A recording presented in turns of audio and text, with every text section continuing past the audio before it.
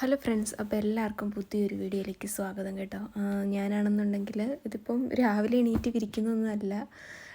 കട്ടിൽ ഞാൻ ഉച്ചയ്ക്ക് ചോറൊക്കെ കൊണ്ടിട്ട് കിടന്ന് കുറച്ച് നേരം നന്നായിട്ട് ഉറങ്ങി.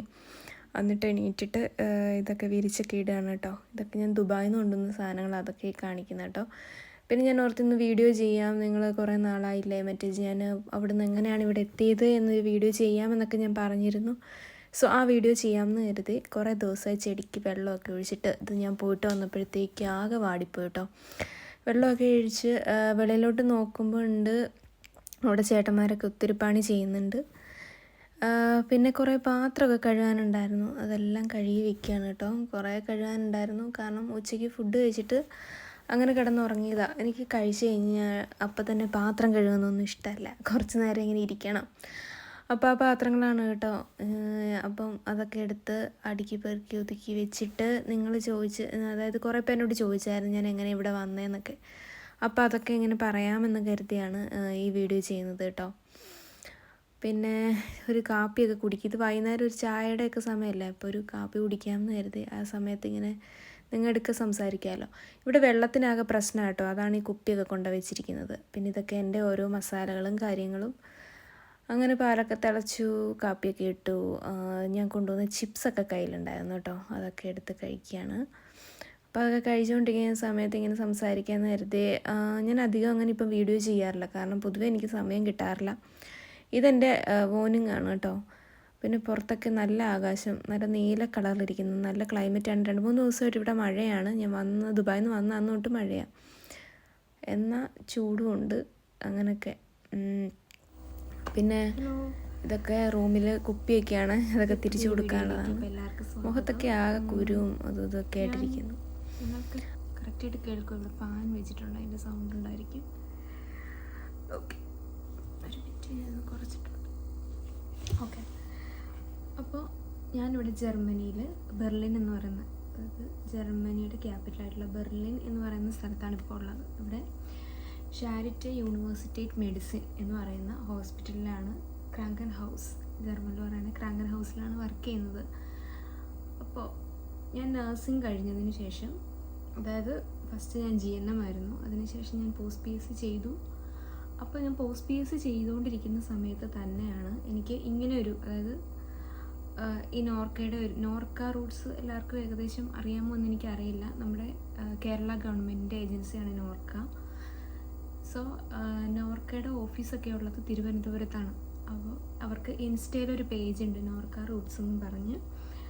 ഞാൻ പോസ്റ്റ് PSc ചെയ്യുന്ന സമയത്താണ്, പോസ്റ്റ് PSc എൻ്റെ ഏകദേശം തീരാറായ സമയത്തൊക്കെ ആയിരുന്നു എനിക്ക് നോർക്ക റൂട്ട്സിൻ്റെ ഒരു ഇൻസ്റ്റാഗ്രാം പേജിലൊരു നോട്ടിഫിക്കേഷൻ വരുന്നത്. അങ്ങനെ, അതായത് നഴ്സസിനെ ഇങ്ങനെ റിക്രൂട്ട് ചെയ്യുന്നുണ്ട്, അപ്പോൾ അവർക്ക് വേണ്ട ലാംഗ്വേജ് കോഴ്സൊക്കെ കൊടുക്കുന്നുണ്ടെന്ന് പറഞ്ഞ് നോർക്കയിലെ നോർക്ക റൂട്ട്സിൻ്റെ ഒരു ഇൻസ്റ്റാഗ്രാമിൻ്റെ പേജിൽ നിന്നാണ് എനിക്ക് ഇത് വരുന്നത്. അപ്പോൾ അങ്ങനെ ഞാൻ എന്ത് ചെയ്തു, ഞാൻ അതിലേക്ക് എൻ്റെ CV അയച്ചിട്ടായിരുന്നു. ഞാൻ GNM ആണ്, പിന്നീട് പോസ്റ്റ് PSc ചെയ്തു. ഞാൻ ബാംഗ്ലൂരിൽ വർക്ക് ചെയ്തിട്ടുണ്ട്, എനിക്ക് എക്സ്പീരിയൻസ് ഉണ്ട്. പിന്നെ ഞാൻ മഞ്ചേരി, മലപ്പുറം മെഡിക്കൽ കോളേജിലൊക്കെ വർക്ക് ചെയ്തിട്ടുണ്ട്. എനിക്ക് അവിടെ അത്ര എക്സ്പീരിയൻസ് ഇല്ല, അവിടെ 3 മാസം അത്രയൊക്കെ ഉള്ളൂ. ഓക്കെ, അപ്പം ഞാൻ അത് അപ്ലൈ ചെയ്തിട്ടുണ്ടായിരുന്നു. ഒരു 1-1.5 മാസം കഴിഞ്ഞപ്പം എനിക്ക് ഇതുപോലൊരു മെയിൽ വന്നിട്ടുണ്ട്. അപ്പോൾ ആ മെയിൽ ഞാൻ അയച്ചു കൊടുത്ത്, അതായത് എൻ്റെ മെയിലും എൻ്റെ എല്ലാ ഡീറ്റെയിൽസും ആ CVയിലുണ്ട്. അപ്പം അവരെനിക്ക് റിപ്ലൈ ഇട്ടിട്ട് പറഞ്ഞു, എനിക്ക് റിപ്ലൈ വന്നത് ഇങ്ങനെയാണ്, എൻ്റെ CV, അതായത് എൻ്റെ CV എക്സ്പീരിയൻസ് ആയിട്ട് ഇവിടെ ഹോസ്പിറ്റലിൽ വർക്ക് ചെയ്യാനുള്ള ഒരു ഇതുണ്ട്. അപ്പം ലാംഗ്വേജ് ക്ലാസ് കാര്യങ്ങളൊക്കെ അവർ തരും. താല്പര്യമുണ്ടെങ്കിൽ നമുക്ക് ക്ലാസ്സിന് ജോയിൻ ചെയ്യാനുള്ള ഡേറ്റൊക്കെ അടുത്ത് വരും. പിന്നെ ഒരു ഗൂഗിൾ ഒരു ലിങ്ക് തന്നിട്ടുണ്ടായിരുന്നു, അതിൽ കൺഫേം ചെയ്യുക എന്നൊക്കെ പറഞ്ഞ് വന്നായിരുന്നു. അപ്പോൾ എനിക്കിതിനെപ്പറ്റി കൂടുതലായിട്ടൊന്നും അറിയില്ല, ഇങ്ങനെ ആരെങ്കിലും പോയിട്ടുണ്ടോ അല്ലെങ്കിൽ നമ്മൾ ഇതിലാണ്. പിന്നെ ഞാൻ കുറേ ചെക്ക് ചെയ്ത് നോക്കിയപ്പോൾ എനിക്ക് മനസ്സിലായി, നോർക്കാന്ന് പറഞ്ഞത് തന്നെ നമ്മുടെ കേരള ഗവൺമെൻറ്റിൻ്റെ കീഴിലുള്ള ഒരു ഇതായതുകൊണ്ട് തന്നെ എനിക്കതത്ര ഒരു പറ്റിക്കപ്പെടും എന്നൊരു സംഭവം വന്നിട്ടില്ല. സോ അങ്ങനെ ഞാൻ എന്ത് ചെയ്തു, ഓക്കെ പറഞ്ഞു. എനിക്കിതിനെപ്പറ്റി വലിയ ധാരണയൊന്നുമില്ല, പക്ഷെ ഞാൻ കിട്ടിയ ഓപ്പർച്യൂണിറ്റി ആണോ എന്ന് കരുതി ഞാനത് ഗൂഗിൾ ഓക്കെ പറഞ്ഞു. അപ്പോൾ ഇവർക്ക് പിന്നെ ഒരാഴ്ച കഴിഞ്ഞപ്പോൾ എനിക്ക് വീണ്ടും ഒരു മെയിൽ വന്നു. ഇതെല്ലാം നമുക്ക് ഈ ഇൻഫർമേഷൻസൊക്കെ വരുന്നത് ത്രൂ മെയിലായിരിക്കും, ഒരിക്കലും വാട്സപ്പ് നമ്പരോ അങ്ങനെ ഒന്നുമല്ല, നമ്മൾക്ക് മെയിലാണ് എല്ലാ കാര്യവും. അപ്പോൾ നമ്മൾ ഇടയ്ക്കിടയ്ക്ക് മെയിൽ ചെക്ക് ചെയ്യണം, ആ ഒരു കാര്യമുണ്ട്. അങ്ങനെ മെയിൽ വന്നു, എന്താണ് ഞാൻ വില്ലിങ് ആണോ, അപ്പം എൻ്റെ വീട് കോട്ടയം ജില്ല ആയതുകൊണ്ട് തന്നെ എനിക്ക് എളുപ്പം ഒന്നെങ്കിൽ കൊച്ചിയിൽ അറ്റൻഡ് ചെയ്യാം അല്ലെങ്കിൽ ട്രിവാൻഡ്രം അറ്റൻഡ് ചെയ്യാം എന്നൊരു ഓപ്ഷനാണ് വന്നത്. പക്ഷെ എനിക്ക് കൊച്ചിയിൽ അറ്റൻഡ് ചെയ്യാനുള്ളൊരു ഇത് വന്നു. എന്നിരുന്നാലും എനിക്ക് തിരുവനന്തപുരമായിരുന്നു കുറച്ചും കൂടെ പ്രിഫർ ആയിട്ടുള്ളത്. കാരണം എനിക്ക് അവിടെ അറിയാവുന്ന കുറേ ആൾക്കാരുണ്ട്, പിന്നെ ഞാൻ ഹോസ്റ്റൽ കാര്യങ്ങളൊക്കെ എനിക്ക് അറിയാവുന്ന ഒരു ഇതുണ്ട്. അപ്പോൾ എനിക്ക് കുറച്ചും കൂടെ കൺവീനിയൻ്റ് ആയിട്ട് അവിടെ തന്നെയാണ് തോന്നിയത്. ഞാൻ അതിന് മുമ്പ് ഒരു ഹോസ്പിറ്റൽ അവിടെ തിരുവനന്തപുരത്ത് വർക്ക് ചെയ്തിട്ടുണ്ട്. സോ എനിക്ക് കുറച്ചും കൂടെ ഒരു ഇതായിട്ട് എനിക്ക് അവിടെ തോന്നി. സോ ഞാൻ എന്ത് ചെയ്തു, തിരുവനന്തപുരത്ത് ഞാൻ ഓക്കെ ആണെന്ന് പറഞ്ഞു. അങ്ങനെ എനിക്ക് ക്ലാസ്സിൻ്റെ ഡേറ്റ് വന്നു. തിരുവനന്തപുരം ഗോയത്തയിൽ, അതായത് ഇവർക്ക് തിരുവനന്തപുരത്തും ഒരു ജർമ്മൻ സ്ഥാപനമുണ്ട്. ജർമ്മൻ സ്ഥാപനം എന്ന് പറഞ്ഞു കഴിഞ്ഞാൽ നമ്മൾ ലാംഗ്വേജ് ഇൻസ്റ്റിറ്റ്യൂട്ട് അല്ലേ, അപ്പോൾ അതുപോലെ നമുക്ക് ഗോയത്ത എന്ന് പറയുന്ന 2 ഇതുണ്ട്. അപ്പോൾ അത് ഒന്ന് തിരുവനന്തപുരത്തുണ്ടായിരുന്നു, പിന്നെ കൊച്ചിയിലുണ്ട്, കോഴിക്കോടുണ്ട്, അവിടെയും പഠിക്കുന്ന ആൾക്കാരുണ്ട്. പക്ഷെ നമുക്ക് മെയിനായിട്ട് പറയുന്നത് കൊച്ചി അല്ലെങ്കിൽ തിരുവനന്തപുരമാണ്. അങ്ങനെ തിരുവനന്തപുരത്ത് ഗോയത്തയിൽ എനിക്ക് ക്ലാസ് സ്റ്റാർട്ട് ചെയ്തു. ഓഫ്ലൈൻ ആയിരുന്നു ക്ലാസ്. ഞാൻ ആഫ്റ്റർനൂൺ ബാച്ചിലായിരുന്നു ഉണ്ടായിരുന്നത്. അങ്ങനെ ക്ലാസ് കഴിഞ്ഞു. ക്ലാസ്സിന് മുമ്പ്, ക്ലാസ്സിൻ്റെ ഡേറ്റ് ഒക്കെ വന്നതിന് മുമ്പ് നമുക്ക് ഇൻ്റർവ്യൂ കാര്യങ്ങളൊക്കെ ഉണ്ടായിരുന്നു. നമ്മുടെ സർട്ടിഫിക്കറ്റ് വെരിഫിക്കേഷൻ ചെയ്തു, എല്ലാം ചെയ്തു. ഈ ഒരു പ്രോസസ്സിൻ്റെ ഒരു ഗുണം എന്ന് പറഞ്ഞു കഴിഞ്ഞിട്ടുണ്ടെങ്കിൽ നമ്മൾക്ക് പൈസയൊന്നും കൊടുക്കേണ്ട വന്നില്ല. കാരണം നമുക്കറിയാം സാധാരണ ഒരു ഏജൻസി ത്രൂ വരുമ്പോൾ നമ്മൾ കുറേ ക്യാഷൊക്കെ കൊടുക്കേണ്ടി വരും, പിന്നെ നമ്മളെല്ലാ കാര്യത്തിനും കൊടുക്കേണ്ടി വരും. ഞാനൊന്നും കൊടുത്തിട്ടില്ല. എൻ്റെ A1 ഞങ്ങൾ അത് കഴിഞ്ഞ്, A1 എന്ന് പറഞ്ഞാൽ ജർമ്മൻ്റെ ഫസ്റ്റ് ഒരു ഇതാണ്. A1 A2 B1 B2 നേഴ്സസും B2 വരെയാണ് വേണ്ടത്. A1 ഞാൻ കംപ്ലീറ്റ് ചെയ്തത് ഇൻസ്റ്റിറ്റ്യൂഷൻ എക്സാം ആയിരുന്നു.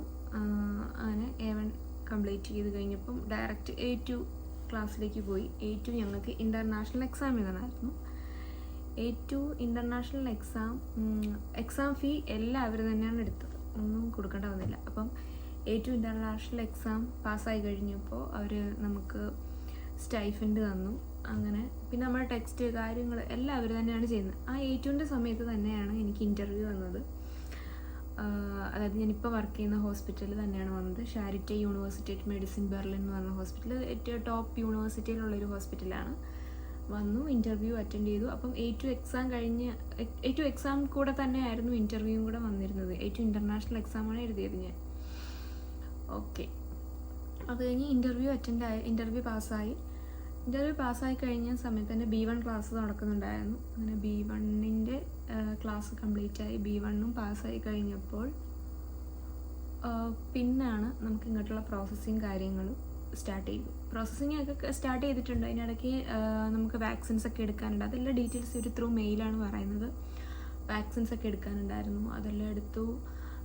പിന്നെ ഈ വാക്സിൻ എടുത്ത കാര്യങ്ങൾ അല്ലെങ്കിൽ നമ്മുടെ പേപ്പർ വർക്കിൻ്റെ ചിലവുകൾ ഇതൊക്കെ നമുക്ക് റീഫണ്ട് ചെയ്ത് കിട്ടി. അപ്പോൾ അങ്ങനെ വലിയ എമൗണ്ട് ഒന്നും കൊടുക്കേണ്ട വന്നിട്ടില്ല നമ്മൾക്ക്. സത്യം പറഞ്ഞാൽ നമ്മൾ വരാനുള്ള ചിലവുകൾക്കുള്ള പൈസ മാത്രം നമ്മുടെ കയ്യിൽ നിന്ന് പോയിട്ടുള്ളൂ. സോ ഞാൻ B1 കംപ്ലീറ്റ് ചെയ്തിട്ടാണ് ഇവിടെ വന്നിട്ടുള്ളത്. ഇനി എനിക്ക് B2 എക്സാം ഉണ്ട്. അതുപോലെ തന്നെ അനാർക്കനും ഇവിടുത്തെ ലൈസൻസ് എക്സാം എല്ലാം കിടക്കുന്നതേ ഉള്ളൂ. പക്ഷെ ഇതെല്ലാം നമ്മളെ പഠിപ്പിക്കുന്നതൊക്കെ ഇവർ തന്നെയാണ്. പിന്നെ ഇപ്പം ഞാൻ ഡ്യൂട്ടിക്ക് പോയിക്കൊണ്ടിരിക്കുന്നുണ്ട്. അതിൻ്റെ കൂട്ടത്തിൽ തന്നെ പല പല ക്ലാസ്സുകളും അറ്റൻഡ് ചെയ്യുന്നുണ്ട്. ഞാൻ കഴിഞ്ഞ ആഴ്ചയിൽ എൻ്റെ ഹസ്ബൻഡിൻ്റെ അടുക്ക് പോയിട്ട് വന്നതേ ഉള്ളൂ. ദുബായിൽ വെക്കേഷനായിരുന്നു, അത് കഴിഞ്ഞിട്ട് വന്നതാണ്. അപ്പോൾ കുറേ പേരുടെ അടുക്ക് ചോദിച്ചായിരുന്നു ഞാൻ എങ്ങനെയാണ് വന്നതെന്ന്. അപ്പം നമ്മൾ ആദ്യം വരുമ്പം ഓഫ് കോഴ്സ് നമ്മളറിയാം, നമ്മൾ രാജ്യത്ത് വരുമ്പോൾ അതിൻ്റേതായ ബുദ്ധിമുട്ടുകളൊക്കെ ഉണ്ട്. പക്ഷെ എന്നിരുന്നാലും നമുക്കൊരു ജോലി കിട്ടുക എന്ന് പറഞ്ഞാൽ അത് വളരെ ബുദ്ധിമുട്ടുള്ളൊരു കാര്യമാണ്. നമുക്കൊരിക്കലും ഒരു രാജ്യത്തോട്ട്, അതായത് നല്ല പൈസയും കാര്യങ്ങളുള്ളവർക്കൊക്കെ, അല്ലാത്തവർക്കെന്ന് വരണം എന്നുണ്ടെന്നുണ്ടെങ്കിൽ ഇത്രയും ഒരു പൈസ പോലും കൊടുക്കാതെ, അതായത് നമ്മുടെ ടിക്കറ്റ് ഉൾപ്പെടെ എല്ലാ കാര്യങ്ങളും ഇവർ തന്നെയാണ് എടുത്തത് കേട്ടോ. ഫ്ലൈറ്റ് ടിക്കറ്റ്, വിസ ചിലവുകൾ, എല്ലാ കാര്യങ്ങളും ഹോസ്പിറ്റലാണ് ചെയ്തത്. സോ നോർക്കയുടെ അപ്പം ഇങ്ങനൊരു ബെനിഫിറ്റ് ആവശ്യമുള്ള ആൾക്കാർക്ക് വേണമെങ്കിൽ നോർക്കയുടെ പേജ് നോർക്ക റൂട്ട്സ് എന്ന് പറഞ്ഞ ഇൻസ്റ്റയിൽ ഒരു പേജുണ്ട്. ആ പേജ് ഫോളോ ചെയ്തിട്ട് കഴിഞ്ഞാൽ നോട്ടിഫിക്കേഷൻസ് എനിക്ക് തോന്നുന്നു നേഴ്സസിന് മാത്രമല്ല, അവർ പൊതുവെ വേറെ അല്ലാത്ത കുറേ ജോബ്സിനൊക്കെ ഇങ്ങനെ പ്രാധാന്യം കൊടുക്കുന്ന എൻജിനീയേഴ്സ് അങ്ങനെയുള്ളവർക്കും കൊടുക്കുന്നുണ്ടെന്ന് തോന്നുന്നു. സോ ആ പേജ് ഫോളോ ചെയ്തിട്ട് ഒത്തിരി ബെനിഫിറ്റ്സ് ഉണ്ട്. അതിനിപ്പം നെക്സ്റ്റ് എന്തെങ്കിലും ഓപ്പർച്യൂണിറ്റി വരുവാണെന്നുണ്ടെങ്കിൽ നമുക്ക് നോക്കണം എന്നുണ്ടെങ്കിൽ അത് നോക്കാൻ പറ്റും. അതുപോലെ അങ്ങനത്തെ കുറേ കാര്യങ്ങളുണ്ട് അതിൽ. സോ ഞാൻ ആകെ ടയേർഡായിരിക്കുന്നു അല്ലേ? ഓക്കെ. സോ കുറേ പേര് ചോദിച്ചുകൊണ്ടാണ് ഈ വീഡിയോ ഇടുന്നത് കേട്ടോ. കാരണം എല്ലാവർക്കും എപ്പോഴും റിപ്ലൈ കൊടുത്ത് പറയാൻ പറ്റാത്തപ്പം ചിലപ്പം അറിയില്ലല്ലോ. അപ്പം 2-3 പിള്ളേർക്കൊക്കെ ഞാനത് പറഞ്ഞു കൊടുത്തിട്ടുണ്ടായിരുന്നു. അവർ ജോയിനായി. അവർക്കിപ്പോൾ ഏകദേശം എക്സാമിന് A2 ആണോ B1 ആണോ അറിയില്ല, അവരുടെ എക്സാമിൻ്റെ ഇത് പൊയ്ക്കൊണ്ടിരിക്കുന്ന സമയമാണ്. പിന്നൊരു കാര്യം എന്ന് പറഞ്ഞാൽ ഉള്ളൊരു കാര്യം നമ്മുടെ ഡോക്യുമെൻറ്റ്സ് എപ്പോഴും പക്ക ക്ലിയർ ആയിരിക്കണം. ഒരു വെരിഫിക്കേഷനൊക്കെ ചെയ്യുമ്പോഴും എല്ലാ കാര്യങ്ങളും പെർഫെക്റ്റ് ആയിരിക്കണം. പിന്നെ നമ്മളെപ്പോഴും ത്രൂ മെയിൽ ചെക്ക് ചെയ്തുകൊണ്ടിരിക്കണം. ഒരു മെയിൽ മിസ്സായാൽ നമുക്കറിയില്ല. കാരണം നെക്സ്റ്റ് നമ്മൾ ഫോളോ ചെയ്യേണ്ട എന്താണെന്ന മെയിലായിരിക്കും വരിക. സോ ഇനി കുറേ കാര്യങ്ങളുണ്ട്. പിന്നെ ഒരിടത്തുനിന്ന് വന്ന് വേറൊരിടത്ത് താമസിക്കുന്നതിൻ്റെതായ ആദ്യത്തെ ചില ബുദ്ധിമുട്ടുകളുണ്ട്. കാരണം നമുക്ക് ലാംഗ്വേജ് നമ്മൾ എത്ര പഠിച്ചെന്ന് പറഞ്ഞാലും നമ്മുടെ മൈൻഡിൽ നിന്ന് നമ്മൾ പഠിച്ച പോലെ പറയേണ്ട ഒരു സംഭവം അല്ലല്ലോ. സോ അത് ഓട്ടോമാറ്റിക്കലി വരണം. അപ്പോൾ അതിൻ്റെതായ ബുദ്ധിമുട്ടുകൾ ഉണ്ട്.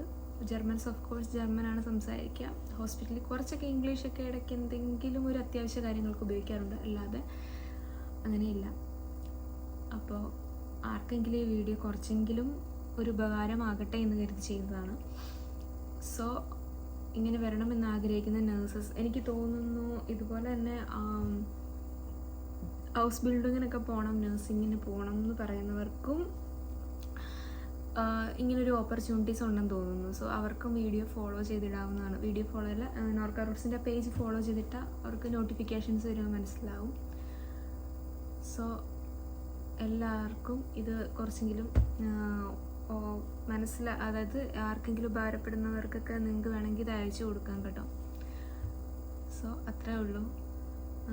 വീഡിയോ ഇഷ്ടമായിട്ടുണ്ടെങ്കിൽ ലൈക്ക് ചെയ്യുക, ഷെയർ ചെയ്യുക, സബ്സ്ക്രൈബ് ചെയ്യുക. അപ്പോൾ വേറൊരു വീഡിയോ ആയിട്ട് കാണുന്നത് വരെ ബൈ.